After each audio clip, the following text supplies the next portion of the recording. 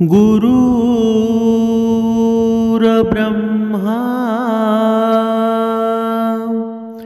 गुरुर्विष्णू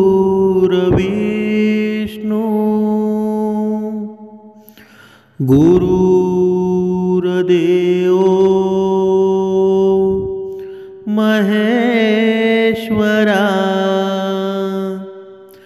सद्गुरु साक्षात परब्रह्म तस्मै श्री सद्गुरुवे नमः। जय जय रघुवीर समर्थ श्रीराम समर्थ। ओम श्री गुरुदत्तात्रेय श्रीपाद श्रीवल्लभाय नमः। सद्गुरु चरणांना नतमस्तक होऊन आपण या निरूपणास सुरुवात करूया। सर्व भाविक सज्जनांचं मायबाप श्रोत्यांचं मनापासून स्वागत आहे। समर्थ सांगत आहे की ज्यावेळी या मनुष्याला बघा तुम्हाला बघताच समोरची व्यक्ती असते ना, ती नम्रतेने नमस्कार करते, त्यावेळी समजून घ्या की या जगातील सर्वात मोठी श्रीमंत व्यक्ती आणि श्रीमंती आपण कमावलेली आहे। पण असं आपल्या बाबतीत घडतं का? बघा, जेव्हा आपण दत्तगुरूंचं ते रूप पाहतो, दत्तगुरूंचं बघा जेव्हा या माणसानं जर रूप कोणाचं स्वप्नात पाहावं ना, तर ह्या परमेश्वराचं पाहावं, दत्त माऊलींचं पाहावं, दत्त महाराजांचं पाहावं। बघा त्या रूपाकडं जेव्हा आपण लक्ष देतो ना, एकदम निहाळून बघा। जर तुमच्या जीवनामध्ये दुःख निर्माण झालेलं असेल ना, तर बघा तुमच्या जीवनातलं 50% दुःख त्या दत्तगुरु माऊलींच्याकडं पाहिलं ना, तर आपोआप नष्ट होईल। पण आपण असं कधी प्रयोग केला आहे का? आपण कधी असं पाहिलं आहे का? बघा, ज्यांच्या जीवनामध्ये दुःख आहेत, संकट आहेत, बघा जेवढं तुम्हाला शक्य होईल त्या फोटोकडं बघा। प्रत्येकाच्या घरामध्ये फोटो नसेल, पण तुमच्या मोबाईलमध्ये दत्त माऊलींचा फोटो असेल, या बघा या परमेश्वराचा फोटो असेल, त्या फोटोकडं बघा। या सृष्टीमध्ये, या ब्रह्मांडामध्ये बघा, या दत्त माऊलींचा चेहरा आहे ना, या माऊलींचा चेहऱ्यासारखा चेहरा बघा। हे रूप अजून पाहिलेलं नाही, या रूपामध्ये एवढा चमत्कार आहे।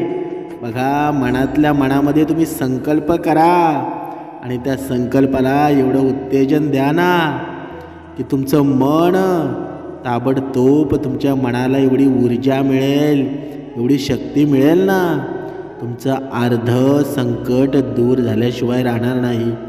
एवढी शक्ती या दत्त माऊलींच्या, दत्त गुरूंच्या त्या चेहऱ्यामध्ये आहे, या रूपामध्ये आहे। पण आपण मात्र जे पाहायचं आहे ते पाहत नाही आणि उलट आपण त्रास करून बसतो। उलट आपण समर्थांना बघा दोष देत फिरतो की मी सर्व काही करतो, तरीही सुद्धा माझ्या मनाच्या विरुद्ध घडतं।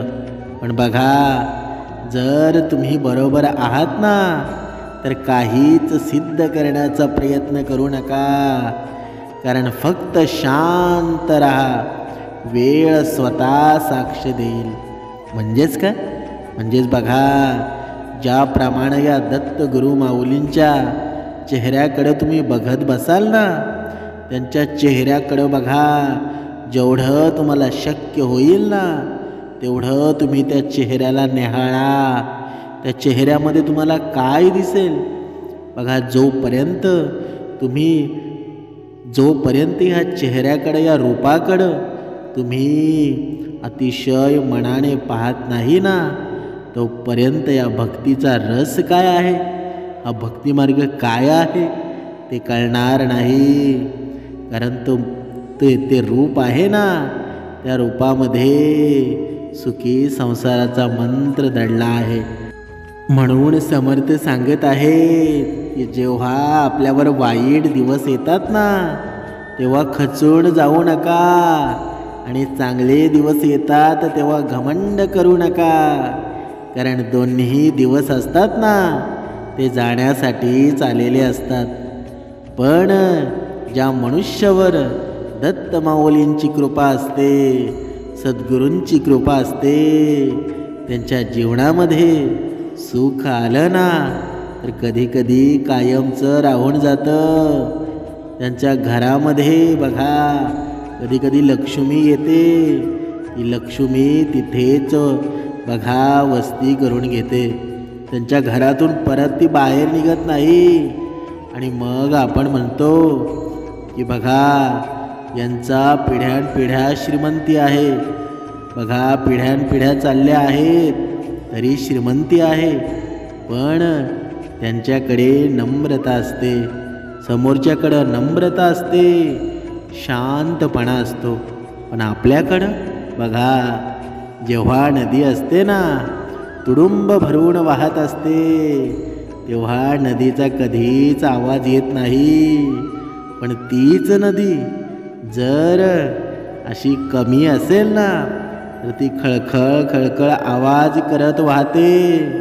म्हणजेच काय, म्हणजे ज्याच्याकडं काहीच नाही, त्याला राग आहे, लोभ आहे, अहंकार आहे. पण ज्याच्याकडं सर्व काही आहे, तो भरून उरला आहे, पण त्याच्याकडं बघा तो गर्व करतो का? कधीच करत नाही. कारण त्याला माहीत असतं की गर्वाचं घर कधीही खाली असतं. ज्याच्याकडे काही नाही त्याच्या मागे लागून काही फायदा नाही. म्हणजेच काय, म्हणजेच बघा माणसानं हे जीवन जगताना जर तुमच्या समोर तुम्ही दत्त माऊलींचं ते रूप आणलं ना, तर तुमच्या जीवनामध्ये तुम्ही कधीच अहंकारी होणार नाही. या आयुष्यामध्येही आपण भक्ती करत आहोत. या भक्तीचं एकच माध्यम आहे की जेव्हा तुमच्या जीवनामध्ये संकट निर्माण होईल, जेव्हा तुमच्या जीवनामध्ये दुःख येईल, फक्त तुम्ही दत्त माऊलींचं ते रूप आहे ना, ते समोर आणा. जेव्हा जेव्हा तुमच्यामध्ये राग निर्माण होईल, तेव्हा हे रूप तुमच्या समोर बघा, त्या रूपाकडं पाहत राहा. थोडी शांतता निर्माण होईल ना, तुमचा राग कुठे जाईल तुम्हाला सुद्धा कळणार नाही. समर्थ सांगत आहेत की बघा आजच्या या कलियुगातला माणूस आहे ना, बघा आपण वेळेचे एवढे पक्के आहोत की बघा आपल्याला भजन कीर्तन श्रवण करण्यासाठी वेळच नाही. बघा एखाद्याने विचारलं ना की काय रे तू कीर्तनाला येत नाही, श्रवण करत नाही, भजन करत नाही, मग तू करशील तरी कधी? तर तो काय उत्तर काय देतो की मला वेळच नाही, कामच एवढी भरपूर आहेत. म्हणजेच काय, म्हणजे समर्थ सांगत आहेत की बघा चांगल्या वेळेपेक्षा चांगली माणसं कधीही महत्त्वाची असतात. कारण का, कारण चांगल्या माणसांमुळं चांगली वेळ येऊ शकते, पण वेळेमुळं चांगली माणसं येणार नाहीत. म्हणजेच काय, म्हणजेच एक वेळ गेली तरी चालेल, पण चांगल्या माणसांची संगत बघा चांगली वेळ येऊन देते. म्हणजेच काय, म्हणजेच आपल्या जीवनामध्ये संत संगती घडली ना, तर वेळ कोणतीही असू द्या तुमचं भलंच होणार. वेळ कुठलीही असू द्या तुमच्या जीवनामध्ये सुखच निर्माण होणार. कारण वेळ आणि काळाला थांबवणारा माझा समर्थ आहेत, सद्गुरू आहेत, दत्त माऊली आहेत. त्यांच्या पुढं सर्व काही त्यांच्या चरणाशी लीन होतात. तर या वेळेचं काय धरून बसलाय? म्हणून समर्थ सांगत आहेत, दुःख देऊन आनंद व्यक्त करणं म्हणजे जीवन आहे. आणि कष्ट करून फळ मिळवणं म्हणजेच व्यवहार आहे. पण स्वतः जगून दुसऱ्याला जगू देणं म्हणजेच सहानुभूती आहे. बघा, आणि माणुसकी शिकवून माणसासारखं वागणं म्हणजेच अनुभूती आहे. म्हणजेच काय? म्हणजे समर्थ सांगत आहेत की माणसानं एक वेळ काम कमी केलं तरी चालेल, पण अनुभूती बघा, ज्याला अनुभवती येते ना, बघा माणुसकी शिकून माणसासारखं वागतो, तीच अनुभूती आहे ना. बघा स्वतःचं जगून दुसऱ्यांना जगून देणं म्हणजेच सहानुभूती असते. हे ज्या माणसाच्या जीवनामध्ये, या माणसाच्या संसारामध्ये या दोन गोष्टी जर आपण पाळल्या, सहानुभूती आणि अनुभूती, तर या मानवाला बघा देवरूप येण्यास कोणीही रोखू शकत नाही. संत सज्जनांची संगती घडेल, पण या दोन गोष्टी आपल्या जीवनामध्ये आपण अंगीकारायला हव्या. सहानुभूती आणि अनुभूती, बघा या दोन गोष्टी ज्याच्या जीवनामध्ये निर्माण होतात, तो बघा देवरूपाला प्राप्त होतो.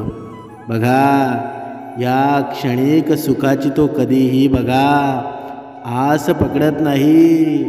बघा हे चंचळ मन आहे ना, हे चंचळ मन असतं, ते कधीही माणसाला बघा सोडून जात नाही. पण जर आपण सहानुभूती आणि अनुभूती या दोन गोष्टींवर विजय मिळवला ना, तर हे चंचळ मन असतं, ते माझा परमात्मा चालवतो. त्याच्यामुळं ते चंचल मन असतं ना, ते स्थिर होऊन जातं. म्हणजेच काय? म्हणजेच ते चंचल मन असतं, ते एक ठिकाणी बसतं, एक ठिकाणी जाऊन बसतं, म्हणजे ते बदलत नाही. तसंच आहे या माणसाचं. बघा नातं निभावणं असतं ना, हे कुलपाकडून शिकावं. बघा आपण जेव्हा घराला जो कुलूप लावतो, बघा ते गंजून जाईल, तुटून जाईल, पण चावी मात्र कधीच बदलत नाही. बघा हा कुलूप असतो ना, तो कितीही जुना होऊ द्या, पण ती चावी मात्र त्याच कुलपाला लागते. पण तसं या माणसाचं आहे का? बघा माणसाकडं थोडं धन आलं ना, तर माणूस बघा बदलायला सुरुवात करतो, त्याचे रंग दाखवायला सुरुवात करतो.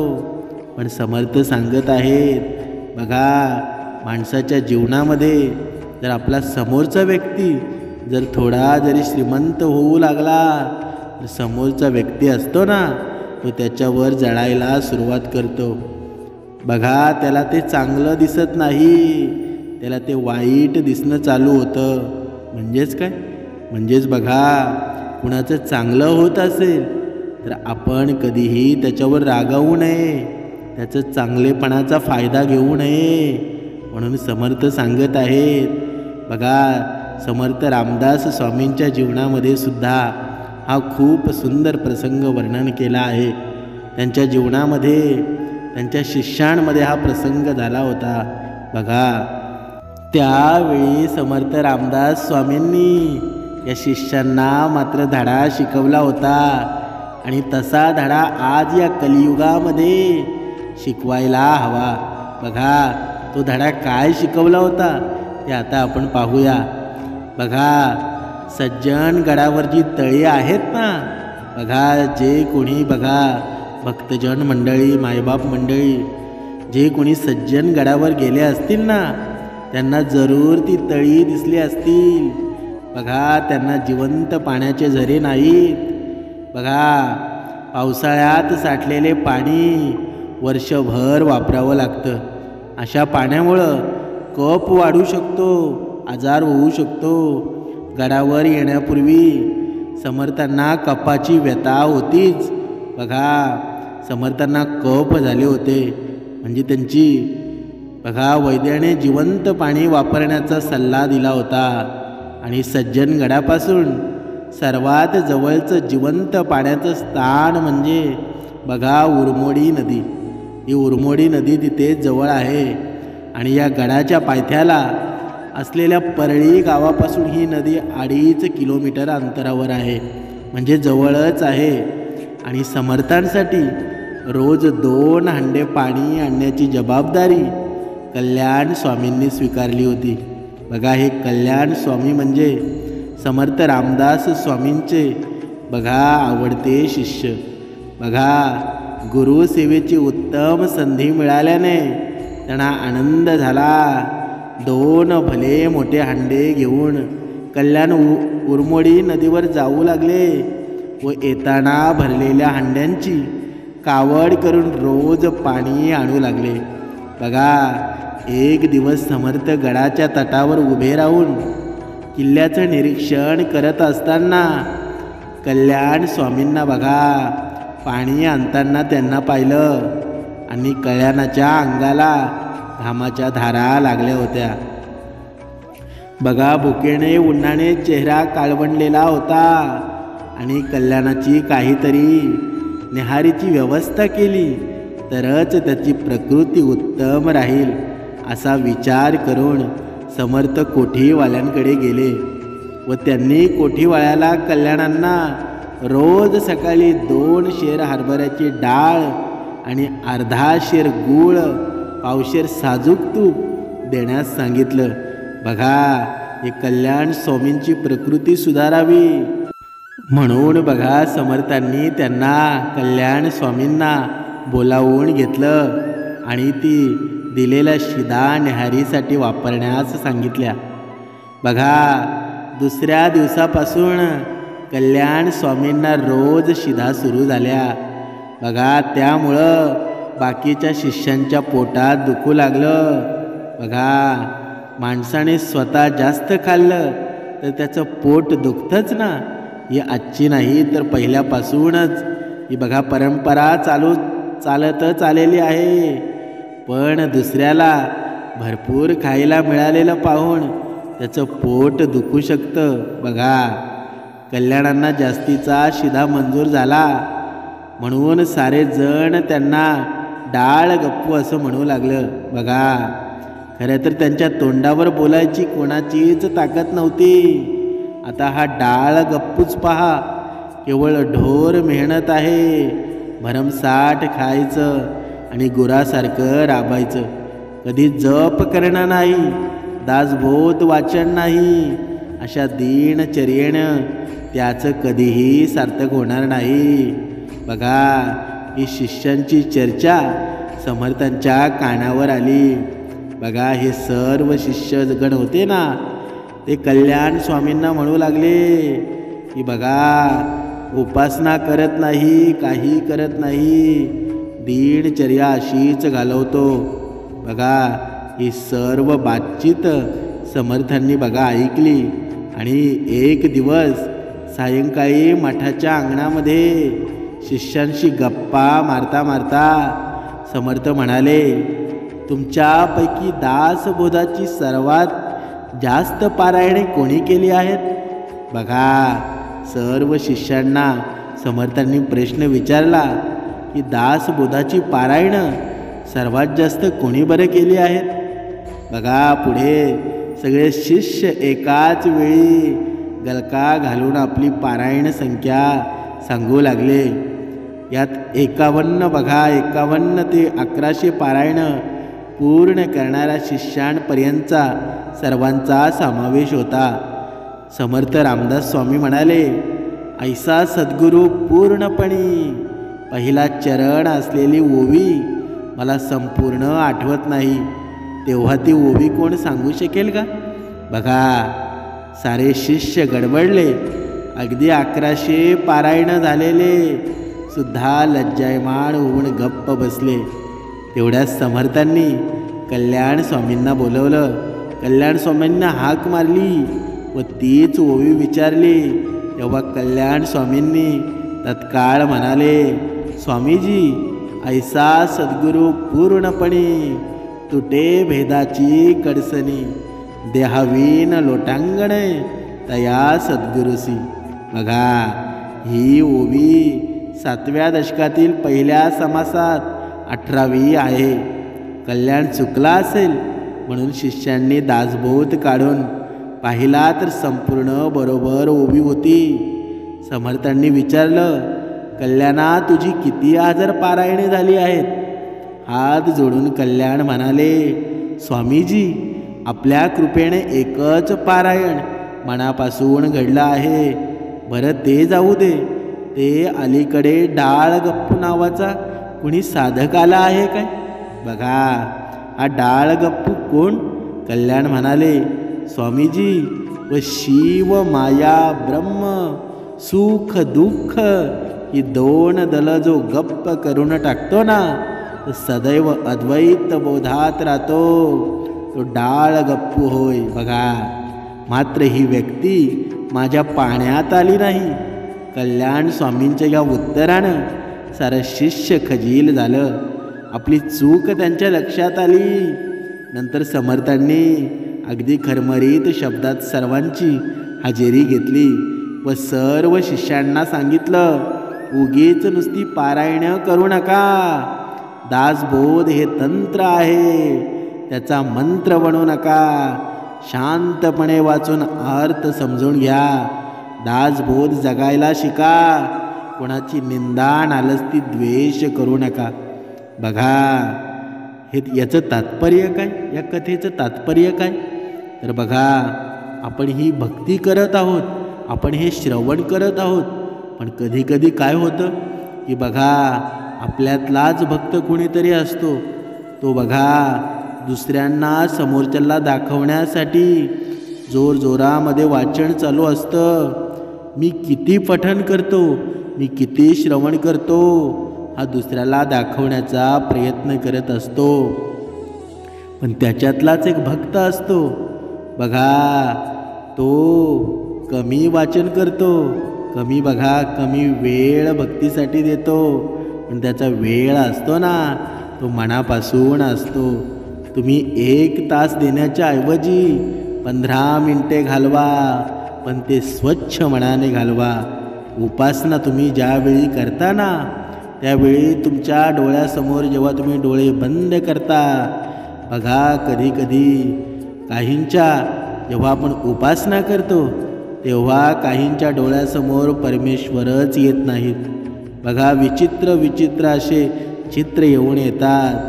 पण आपण तेव्हा समजायचं की आपली कुठेतरी उपासना कमी पडत आहे.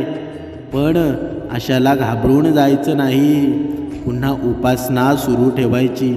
एक ना एक दिवस असा येईल की समर्थ तुमच्या समोर येऊन जातील. पण समर्थ सांगत आहे की या माणसाच्या जीवनामध्ये आत्मविश्वास नावाचा पक्षीच राहिला नाही. आत्मविश्वास नक्की गेला तरी कुठे? श्रद्धा गेली तरी कुठे? बघा श्रद्धा, विश्वास, आत्मविश्वास जोपर्यंत बघा आपला देवावर नाही ना, तोपर्यंत तुम्ही कितीही उपासना केली, कितीही भक्ती केली, कितीही परमार्थ केला, कितीही श्रवण केलं, कितीही कीर्तनं केली, तरीही सुद्धा परमेश्वराची प्राप्ती घडणार आहे का? बघा समर्थ पुढे सांगतात, हा आत्मविश्वास नावाचा पक्षी आहे ना, जो बघा तुम्ही कोणतेही कार्य करायला घ्या, अभ्यास करायला घ्या, जोपर्यंत आत्मविश्वास आपल्या मनामध्ये ठासून भरला जात नाही ना, तोपर्यंत कोणतंही कार्य शक्य नाही. समर्थ पुढे सांगत आहेत, बघा एक चित्रकार होता आणि तो गुरुचा सर्वात आवडता शिष्य होता. बघा एक चित्रकार असतो आणि तो चित्रकार त्याच्या गुरुचा खूप आवडता शिष्य असतो आणि उत्कृष्ट चित्रकार असतो. तरीही त्याला कसलाही गर्व नव्हता. त्याला गुरु व स्वतःच्या कलेवर प्रचंड विश्वास होता, पण स्वतःवर त्याचा विश्वास फारसा नव्हता. कोणतीही गोष्ट केली तरीही त्याच्या मनात शंका येत असते की आपण हे व्यवस्थित केलं आहे की नाही.